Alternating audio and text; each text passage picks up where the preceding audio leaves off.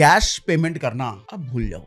बहुत मुश्किल होने वाला है अगर आप कैश में लेन देन करते हो तो मुसीबत आएगी कैश में लेन देन करने वालों को, क्योंकि हाई वैल्यू ट्रांजैक्शन की लिमिट जरा समझ लो तब आपको समझ में आएगा। अगर पूरे साल में सेविंग अकाउंट में 10 लाख या उससे ज्यादा कैश डिपॉजिट किया या निकाला तो इनकम टैक्स डिपार्टमेंट को रिपोर्ट चली जाएगी ऑटोमेटिक।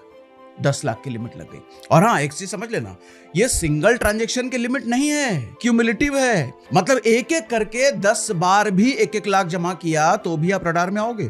मतलब पूरे साल का 10 लाख होना चाहिए, चाहे 10 लाख एक बार में हो जाए या साल का मिला करके थोड़े थोड़े ट्रांजैक्शन करके 10 लाख हो जाए, रडार में आ जाओगे। रडार में कहने का मतलब नजर में आओगे आप इनकम टैक्स डिपार्टमेंट के। क्रेडिट कार्ड का बिल 1 लाख से ज्यादा है और कैश में भरा, तुरंत नजर में आ जाओगे। रियल एस्टेट में कैश देना लेना है भैया तो खत्म हो गया वो। किसी एक इंसान ने एक दिन में 2 लाख से ज्यादा कैश लिया या दिया, पेनल्टी लगेगी 100%। मतलब 3 लाख लिया तो 3 लाख की एक्स्ट्रा पेनल्टी अलग से हो जाएगी। तो कैश को सरकार डिस्करेज कर रही है, कैश में लेन देन नहीं होनी चाहिए। डिजिटल में NEFT ट्रांजेक्शन हो गया, RTGS हो गया, एक दिन में 10 लाख की ट्रांजेक्शन वो भी रिपोर्ट होगी। मतलब 2 चीज समझो, एक तो कैश लेन देन को डिस्करेज किया जा रहा है और बड़े ट्रांजैक्शन अगर अकाउंट से भी हो रहे हैं तो उसकी रिपोर्टिंग इनकम टैक्स को जा रहा है ताकि बड़े ट्रांजैक्शन भी नजर में आए। FD में 10 लाख से ऊपर कैश में करवाओगे, FD बुक कराया और कैश में 10 लाख रुपए देके कराया, तुरंत रिपोर्ट चली जाएगी, कहां से लाए 10 लाख। बॉटम लाइन ये है कि जो भी बड़ी ट्रांजैक्शन है भैया उसका प्रूफ रखो। Income department